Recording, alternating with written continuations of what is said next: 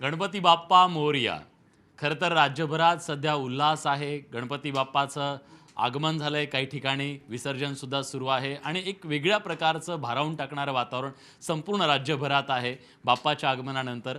आणि आज न्यूज 18 लोकमतच्या बाप्पाच्या दर्शनासाठी राज्याचे मुख्यमंत्री देवेंद्र फडणवीस सर आपल्यासोबत आहेत आणि खूप खूप स्वागत तुमचं न्यूज 18 लोकमतमध्ये. बाप्पाकडे तुम्ही काय मागितलं आज?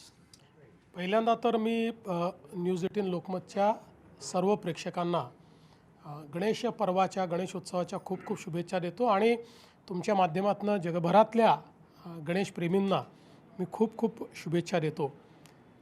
खरं म्हणजे श्री गणेशाला काही मागायचंच नसतं, कारण आपल्या मनातलं सगळं श्री गणेशांना माहिती असतं.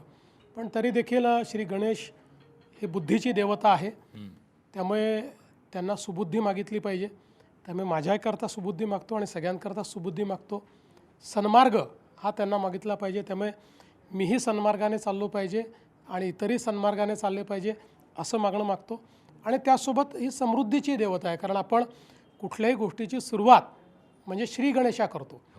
त्यामुळे मला असं वाटतं की सर्वांच्या सुखसमाधान आरोग्य ऐश्वर्याची श्री गणेशा ही गणेशाच्या आशीर्वादाने व्हावी अशी त्यांच्या चरणी प्रार्थना आहे. बाप्पा विघ्नहर्ता आहे आणि सध्या राज्यातल्या अनेक भागांमध्ये अतिवृष्टीची बातमी आलेली आहे. खूप ठिकाणी पाऊस पडला आहे. शेतकरी थोडासा पुन्हा एकदा संकटात आहे. हे विघ्न कसं दूर केलं जाणार? निश्चितपणे बघा, दोन गोष्टी याच्यामध्ये आहे. पहिले एका गोष्टीचं समाधान आहे की भरपूर पाऊस पडलेला आहे, सगळी धरणं भरलेली आहेत आणि 80% शेती ही अतिशय चांगल्या प्रकारे त्या ठिकाणी पिकांची परिस्थिती आहे. आता त्यातला दुःखाचा भाग हा आहे की काही ठिकाणी अतिवृष्टी झाली आहे. जवळपास 20 लाख एकर जमीन ही पावसामुळे तिथली पिकं नष्ट झाली आहेत, पण त्यांना राज्य सरकार पूर्ण मदत करेल. आम्ही त्यांच्या पाठीशी आहोत. काही ठिकाणी अतिवृष्टीमुळे पूर आला, घरांची नासधूस झाली आहे, त्यांना मदत करतो आहोत. दुर्दैवाने काही लोक मृत्युमुखी पडली आहेत, त्यांनाही आपण सरकारतर्फे मदत करतो आहोत. सरकार पूर्णपणे त्या ठिकाणी पाठीशी उभं आहे. आणखीन एक प्रश्न आहे सर. राज्यातला मराठा बांधव खूप मोठ्या संख्येनं मुंबईमध्ये आला आहे आणि सगळ्यांना तुमच्याकडून आस आहे.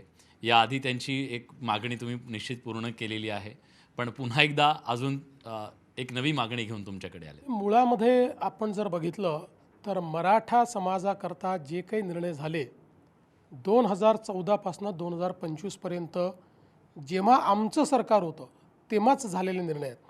मी मुख्यमंत्री होतो तेव्हा, शिंदेसाहेब मुख्यमंत्री होते तेव्हा आणि आता पुन्हा मी मुख्यमंत्री आहे तेव्हा.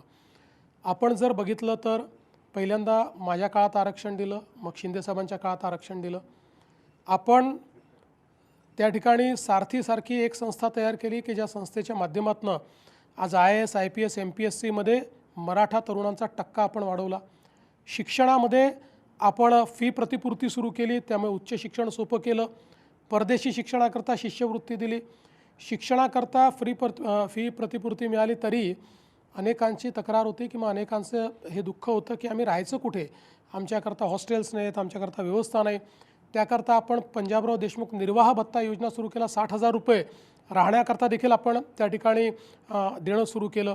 एवढंच नाही तर अण्णासाहेब पाटील आर्थिक विकास महामंडळ मजबूत करून त्या माध्यमातून 1.5 लाख तरुणांना आपल्या पायावर उभं करून त्यांना उद्योजक केलं. 13,000 कोटी रुपयाचं बिनव्याजी कर्ज आपण त्यांना दिलं. आज ते नोकरी मागणारे नोकरी देणारे झाले. त्यामुळे आपण जर बघितलं सातत्याने या गोष्टी आपण केलेल्या आहेत. आता ज्या काही मागण्या समोर आलेल्या आहेत त्याच्यावरही आम्ही सकारात्मकतेनं प्रयत्न करतो आहोत. पण कुठलीही मागणी मान्य करायची तर ती कायद्याच्या चौकटीत मागणी मान्य करता येईल. आता सरसकट सगळ्यांना सर्टिफिकेट द्या, आता हे कुठल्याच कायद्यात बसत नाही आहे. आता त्याच्या संदर्भात आपण स्वतःही बघितलं की हायकोर्ट आणि सुप्रीम कोर्टाने ऑलरेडी त्या संदर्भातला निर्णय दिलेला आहे. आता त्याच्या विरोधात जाऊन फक्त खुश करण्याकरता आपण एखादा निर्णय घेतला तर तो टिकणार आहे का? तो टिकू शकत नाही. त्यामुळे मग आजचं उद्यावर टाळून उद्या फसवणुकीची भूमिका उभी करायची हे राज्य सरकार करणार नाही. त्यामुळे राज्य सरकारचा प्रयत्न आहे की आपल्याला त्यातनं सकारात्मक मार्ग काढायचा आहे, पण तो कायदेशीर देखील काढायचा आहे. शेवटी भारतरत्न डॉक्टर बाबासाहेब आंबेडकरांनी जे संविधान तयार केलेलं आहे त्या संविधानाच्या विरोधात जाऊन कुठलेही सरकार निर्णय करू शकत नाही. निर्णय संवैधानिक असला पाहिजे, तो कायदेशीर असला पाहिजे आणि तो कुठल्या दुसऱ्या समाजावर अन्याय करणारा असू नये, हेही महत्त्वाचं आहे. आज महाराष्ट्रामध्ये काही लोकांचा प्रयत्न आहे की दोन समाज एकमेकापुढे उभे राहावे, अशा प्रकारचा प्रयत्न करून महाराष्ट्राची सामाजिक वीण ही जर आम्ही त्या ठिकाणी उसवणार असू तर ते देखील सरकारला करता येत नाही. आम्हाला ती वीण घट्ट करायची आहे आणि म्हणूनच आमचा हा प्रयत्न आहे की अशा प्रकारे हे जे प्रश्न आहेत हे थोडे संवेदनशीलतेने हाताळले गेले पाहिजे. आजही कालही आमची समिती बसली होती, आजही बसली होती. खरं म्हणजे जस्टिस शिंदे स्वतः मनोज जरांगे पाटलांकडे गेले, त्यांनी त्यांना वस्तुस्थिती समजून सांगितली, काय करता येण्यासारखं आहे काय नाही आहे ते सांगितलं. त्यांचा आग्रह होता आत्ताच करा, इथेच करा. तर काही गोष्टी तशा नसतात, त्याला प्रक्रिया असते, त्या प्रक्रिया पूर्ण कराव्या लागतात.